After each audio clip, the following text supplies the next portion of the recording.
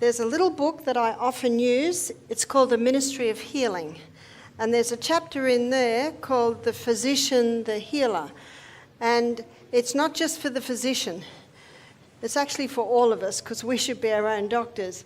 And it says in there that nature's process of healing and upbuilding is gradual, and the impatient, it seems slow. And it says that when you give the body the right conditions, it will start to heal itself. And something else it says is that we need to have a knowledge of nature's remedial agencies and how to apply them.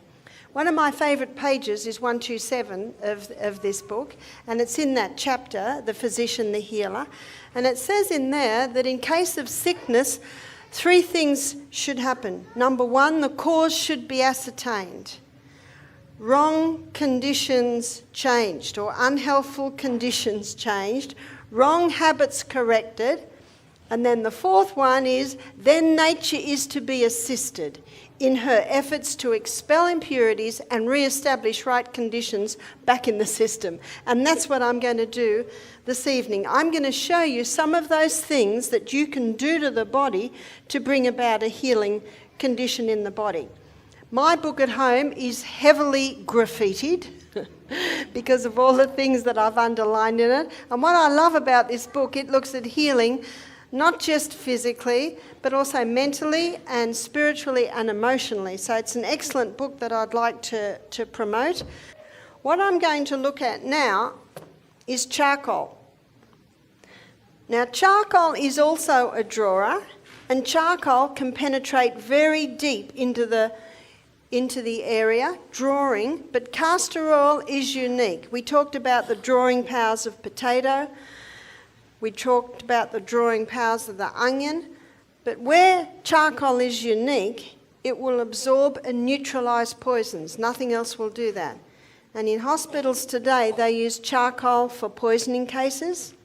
One girl said to me, I had an overdose and they gave me a choice to have my stomach pumped out or take charcoal. She said, I chose the charcoal. So charcoal absorbs and neutralises poisons. So it can be used internally and it can be used externally. Now, charcoal doesn't have a taste. And you can use it if any poison has been ingested. And it can also be used if a person has diarrhea or gastric or bloating. The charcoal, when it's taken, will absorb and neutralise the poisons and can bring a lot of relief. So if ever I had a baby that had a bit of diarrhea, I'd give them a bit of charcoal. And when I got the black nappy, because I didn't use disposable nappies, I knew that my baby was well. Because once that charcoal goes through, it absorbs and neutralises the poisons. So you can use it internally and you can use it externally.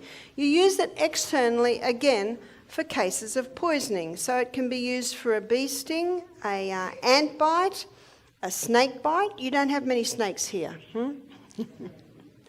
We have a few in Australia. Spider bites. Do you have spiders? Oh, maybe we don't need to talk about the chocolate.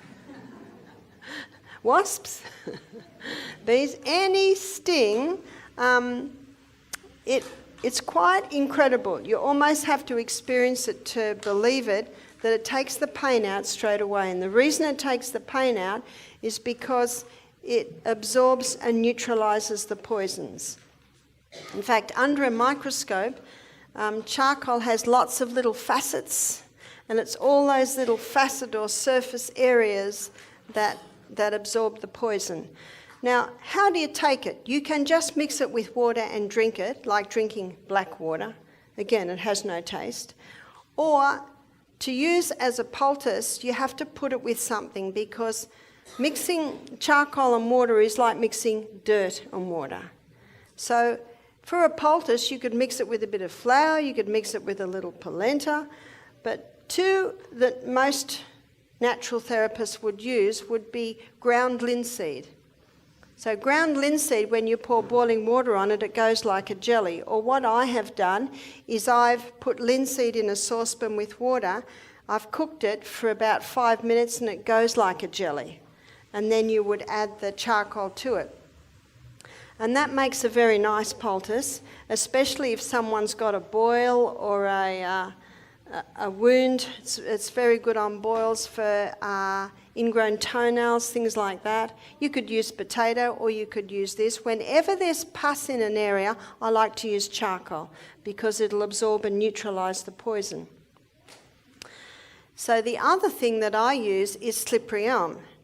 So let me take a moment to talk about slippery elm, and then I will show you how to make the poultice. Slippery elm is the powdered bark of the slippery elm tree. And when you put water with slippery elm, it goes like a thick jelly. Now, slippery elm has a growth stimulant in it, so it's excellent for healing the gastrointestinal tract. I talked about it earlier in the week. So when you put slippery elm with water, you would put about a teaspoon with about half a cup of warm water. You have to mix very well and drink it down or it'll go very thick. So if I have a guest who maybe has some diarrhea and sore gut, I'll say, "Are you ready?" And when they nod, I mix it, say, "Drink, drink." If you mix it and put it down, it'll go thick, and then you're eating it with a spoon. And one man said he doesn't mind eating it with a spoon. Well, he can eat it with a spoon if he wants. But most people would prefer to drink it down before it goes too thick. I'm going to show you how to make a slippery elm and charcoal poultice. Maybe this is for a bee sting. So I use about a teaspoon of slippery elm, and see it's like a powder. And then I'm going to use a teaspoon of charcoal. You never want to drop this jar. So I use about the same amount. You always put the lid back on the jar very carefully. When I was in the rainforest, I just used to use the charcoal out of the fire, and I would blend it, and if I did blend it, I couldn't open the blender for about half an hour. You have to wait for it settles down. Or sometimes I put it in a bag and get the rolling pin and crush it. But now that I'm civilised, I buy activated charcoal. And it's a nice fine white powder. Sorry, black powder. Fine powder is what I meant to say.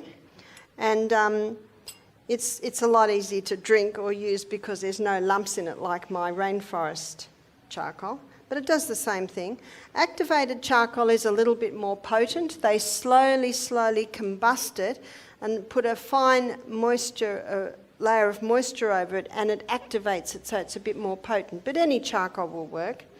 So I have got here, I think you can see it, don't want to tip it too much, is I've just mixed the charcoal and the slippery elm, and now I'm going to put a bit of water. I'm not sure how much. Put a little bit of water in it, and if it's too thick, add a bit more water. If it's too runny, then add a bit more slippery elm, so you play with it. And what I'm aiming is that this mixture here will be almost like a lump of jelly.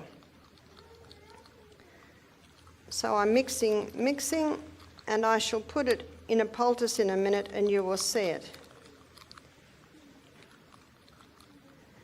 And this is quite quick to mix up. I was gardening one day and a jumping ant bit me. Jumping ants are very, very painful. Jumping ants, it feels like there's a knife gone in. And I was so busy gardening, I didn't want to stop and make a poultice, so I just grabbed a bit of ice and put it on it. And of course that'll stop all inflammation. And as soon as the ice had melted, the pain came back with a vengeance. And I did this 3 times, and then I realised it was going to be much easier to just go in, make a poultice, put it on my finger and go back to gardening, which I did. And when I put the charcoal poultice on, all the pain went. It just goes like that. It's incredible.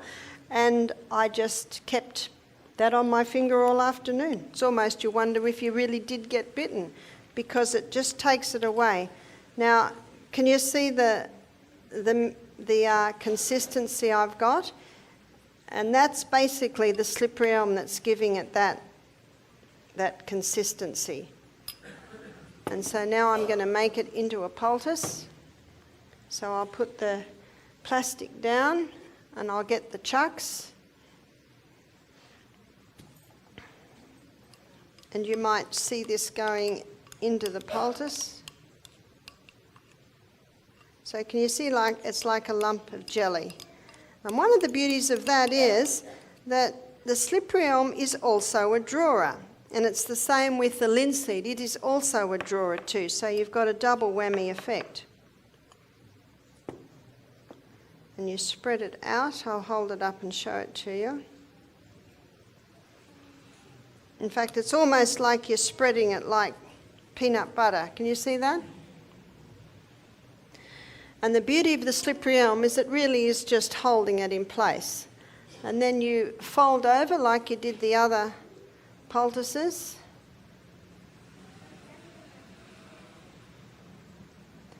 And you can see that that's one of the beauties of the chucks, is starting to come through the holes already. Now, where would I use this? Again, I would use it on a snake bite, an ant bite, a bee sting, a wasp bite, any poisoning cases. But you can also use that on a sore eye. That will bring a lot of relief to a sore eye. And you can also use it on a boil. And again, as I mentioned before, any case where you've got swollen and you've got pus, and you might say, well, wouldn't you use the grated potato? You certainly could. You might do grated potato one time, and you might do the charcoal another time. But wherever you've got any poisoning or pus, that's where you would use the charcoal because of its ability to absorb and neutralise the poisons. So that's the charcoal poultice. So you're starting to see that it's a good idea to have a little jar of charcoal in your first aid kit.